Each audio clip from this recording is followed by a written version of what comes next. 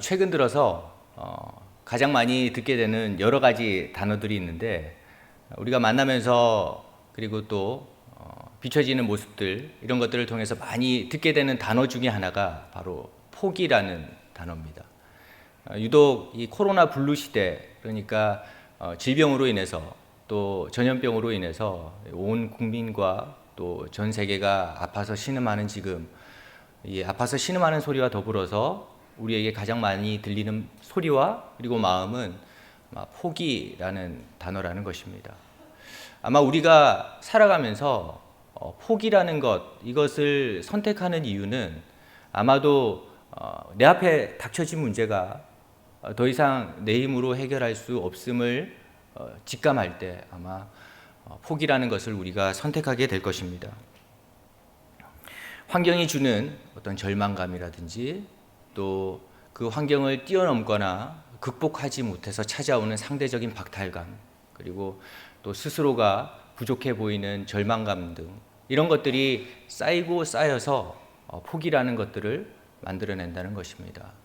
그러나 우리가 그리스도인으로서 또 우리가 하나님을 믿고 살면서 꼭 기억해야 할 것이 있습니다. 그것은 바로 하나님께서 우리가 힘들어하고 우리가 아파 신음하고 또 그래서 우리가 뭔가를 포기하려고 하는 바로 그 순간에도 우리를 주목해 주시고 또 우리 인생에 역사해 주시고 우리 인생의 회복을 위해서 지금도 일하시고 계시다는 사실입니다. 오늘 말씀이 바로 그런 말씀입니다. 오늘 말씀은 우리가 너무나도 잘 아는 말씀입니다. 떡 5덩어리와 물고기 2마리로 수천 명을 먹이신 사건, 우리는 이 사건을 오병이어의 기적이라고 부릅니다. 오늘 말씀의 시작인 30절을 보면 낱낱이 고하니라는 말을 쓰면서 본문을 시작하는 것을 볼 수가 있습니다. 오늘 말씀, 그러니까 오병이어의 기적이 일어나는 배경이 되는 장면은 도시와는, 그리고 사람이 사는 곳과는 조금 동떨어진 한적한 들판에서 이루어지게 되는데, 그 배경 이면에는 예수님의 가슴 아픈 사연이 있습니다. 그러니까 예수님께서 어떤 기적을 베풀기 위해서 한적한 곳을 가신 것이 아니라 그의 마음에 홀로 있고 싶고 또 기도하고 싶은 그런 마음이 충분히 느껴지는 사건이 있었다는 겁니다. 오늘 30절을 본문을 시작하면서 그 전에 어떤 사건이 있었냐면, 세례 요한이 죽임을 당했다는 소식을 예수님께서 전해 듣게 됩니다. 그리고 사도들이 와서 그 시신을 장사 지냈다는 소식까지 예수님께서 듣게 됩니다.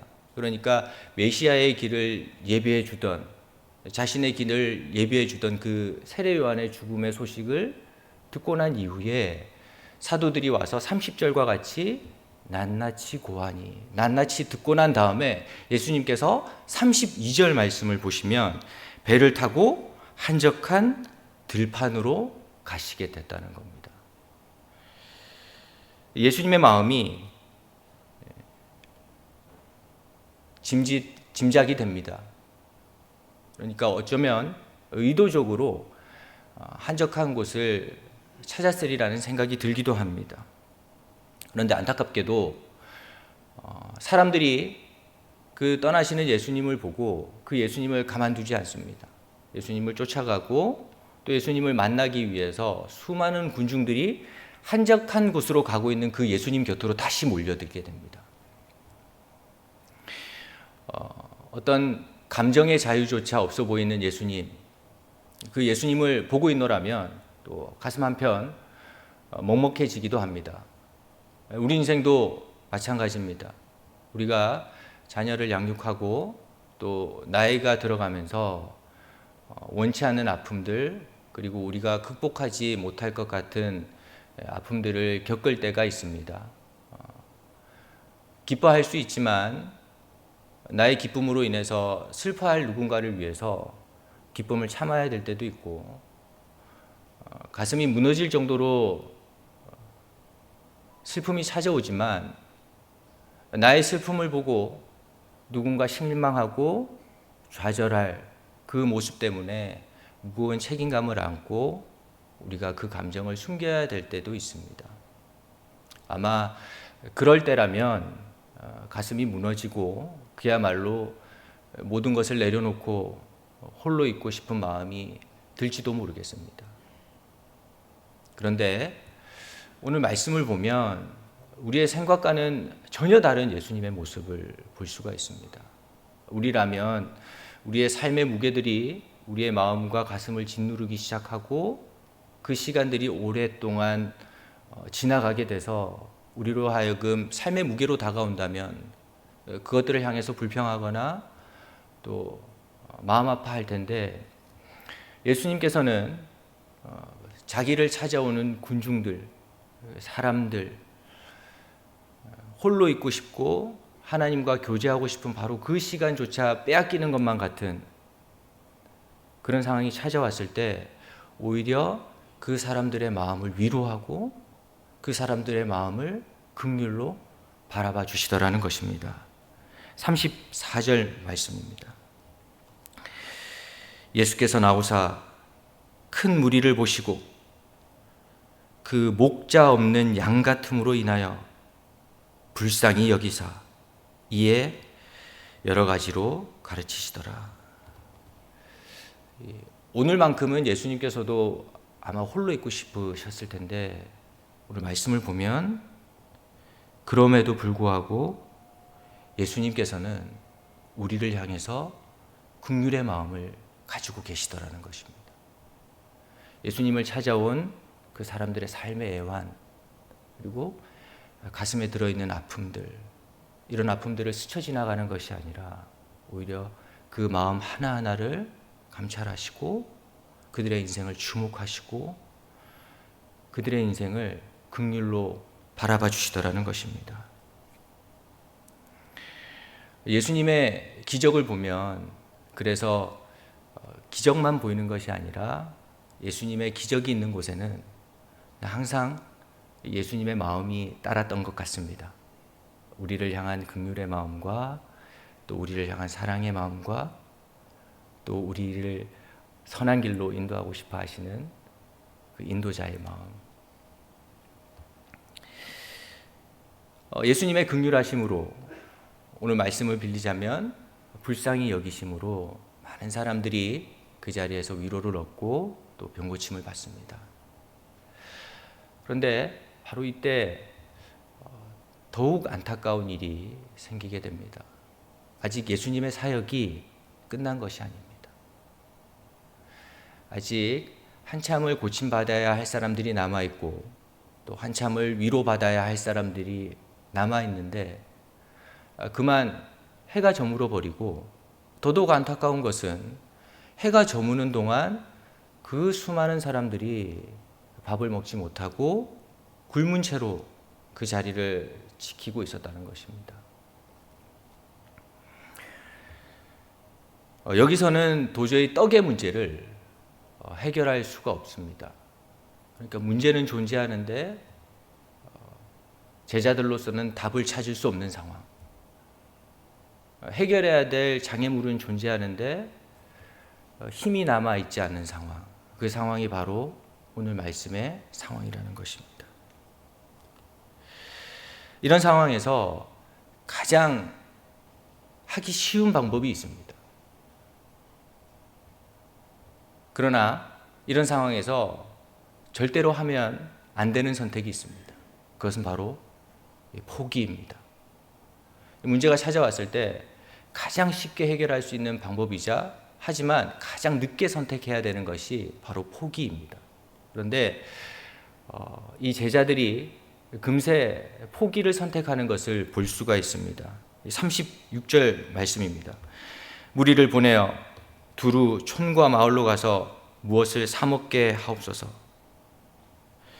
그러니까 각자가 다시 마을로 돌아가서 스스로들 음식을 사 먹을 수 있도록 이제 그만 돌려보내자는 것입니다. 한편 제자들의 마음을 충분히 공감할 수 있고 또 이해할 수도 있습니다. 왜냐하면 제자들이 볼 때는 이 문제를 스스로가 해결하기에는 너무나도 벅찬 문제였기 때문입니다. 제자들의 능력으로서는 이 문제를 도무지 해결할 방법이 보이지 않았기 때문입니다. 하지만 여기에 오늘 말씀에 중요한 메시지가 있습니다. 전염병으로 아파하고 있는 이 세월을 걷고 있는 우리, 그리고 모든 것이 비일상화되어가는 이 시기를 걸어가는 우리 힘으로는 도저히 무엇인가를 해낼 수 없을 것만 같습니다. 하지만 오늘 말씀이 우리에게 주는 중요한 메시지는 우리의 눈으로 보지 말고 주님의 눈으로 그 문제를 바라보라는 것입니다. 우리가 가진 것으로는 분명 아무것도 할 수 없습니다. 주님께서는 보잘것없는 것으로 오히려 기적을 만들어내십니다. 우리가 가진 것이 티끌 같다 할지라도 주님께서는 그 티끌마저 사용하셔서 주님의 선하신 기적을 이루어 가시는 도구로 사용함을 기억하라는 것입니다. 오늘 제자들은 스스로가 할 수 있는 최선의 방법을 선택했습니다. 우리를 보내어 마을에 들어가서 먹을 것을 사 먹게 하옵소서. 우리가 지금 가질 수 있는 것이 떡 5개와 물고기 2마리밖에 없습니다. 문제는 수천 명인데 우리가 가지고 있는 것은 고작 7개입니다. 떡 5개와 물고기 2마리. 제자들의 최선입니다. 그런데 오늘 말씀이 우리에게 주고자 하는 메시지는 최선이 주님의 손에 붙들리면 그 최선을 뛰어넘어 하나님의 기적이 이루어진다는 것입니다. 41절과 42절 말씀입니다. 예수께서 떡 5개와 물고기 2마리를 가지사 하늘을 우러러 축사하시고 떡을 떼어 제자들에게 주어 사람들에게 나누어 주게 하시고 또 물고기 2마리도 모든 사람들에게 나누심에 다 배불리 먹고. 정말 신기한 일이 일어났습니다. 이것으로는 도저히 문제를 해결할 수 없다고 생각했는데 그것이 주님 손에 들어가니 최선이 주님의 기적으로 바꿔지더라는 것입니다. 떡 5덩이, 수천 명을 먹여야 되는데 떡 5덩이와 물고기 2마리, 이것이 제자들의 손에 있을 때만 해도 신세 한탄이었습니다. 우리는 할 수 없어. 또 실패할 거야. 우리는 이겨낼 수 없어. 그들이 가진 것이, 그들의 최선이 그들에게 아픔이었고 그들에게 좌절이었습니다. 그런데 놀라운 사실은 그들에게 좌절감을 주던 보잘것없는 것이, 그들에게 실패감을 주던 그 보잘것없는 것이 주님의 손에 붙들리게 되면 은혜의 바구니가 되고 축복의 바구니가 되게 되더라는 것입니다. 제자들이 가지고 있는 오병이어, 이것이 주님의 손에 들어가니까 이제는 소유가 아니라 하나님의 은혜가 되어서 돌아오게 되더라는 것입니다. 여기서 더욱 감사한 것은 예수님께서 떡에다가 축사하시고 이것을 떼어 나눠주고 난 다음에 이것을 예수님께서 홀로 영광을 받으시거나 홀로 그 기쁨을 받아 누리시는 것이 아니라 오히려 좌절감으로 그리고 실패감으로 그 마음에 상처를 안고 있던 제자들에게 다시 한번 기회를 주시더라는 것입니다. 너희가 이것을 나눠주라. 주님 홀로 영광 받을 수 있음에도 불구하고 최선을 들인 그 제자들에게 하나님의 영광, 그 주님의 영광을 다시 한번 떡떼듯이 떼어 그 제자들에게 나누어 주시더라는 것입니다. 우리는 오늘 말씀에서 아주 중요한 사실 하나를 깨닫게 됩니다. 아무리 보잘것없는 인생도 주님께서 축복하시면 그의 인생이 바로 가치 있는 인생이 될 수 있구나. 내가 가진 것이 부족하고 티끌 같다 보일지라도 이것이 주님 손에 붙들리면 가치 있는 인생으로 쓰임받을 수 있는구나. 말씀을 보면서 이런 생각이 들었습니다. 하나님께서 우리를 사용해 주신다면, 그리고 지금도 사용하고 계시다면, 그것은 우리가 자격이 있어서 그런 것이 아니라, 자격이 있기 때문에 주님께서 우리를 쓰시는 것이 아니라, 주님께서 오늘도 우리를 쓰시기 때문에 우리가 자격이 있어지는구나. 그야말로 혼돈의 시대를 우리가 살아가고 있습니다. 일상이 위축되고 또 상식이 제한되고, 그래서 작은 발걸음 하나 뛰는 것조차 두렵고 떨릴 때가 많이 있습니다. 아무것도 할 수 없는 것만 같은 이 시대. 그러나 오늘 성경이 우리에게 말씀하고 있습니다. 어떤 어려움이 와도 포기하지 말고 주님께 맡기라는 것입니다. 왜냐하면 회복의 주님께서,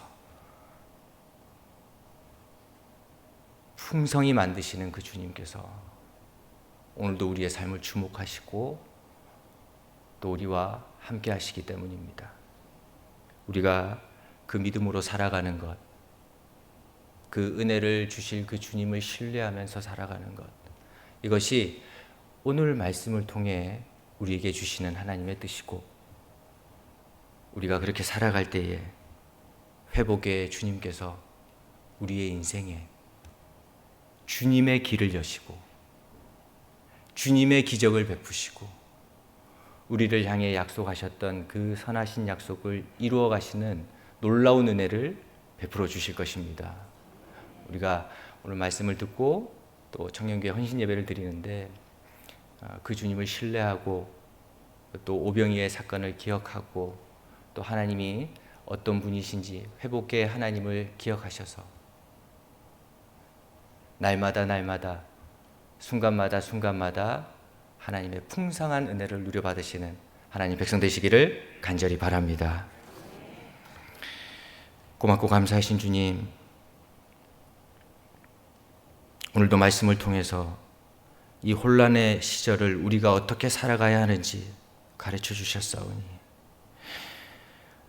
우리의 눈으로 보는 것이 아니라 회복하시는 주님을 바라보게 하시고, 우리의 자격을 보는 것이 아니라 자격을 허락하시는 주님을 바라보게 하시며, 우리의 능력을 바라보는 것이 아니라 능력 대신 주님을 바라보게 하여 주시옵소서.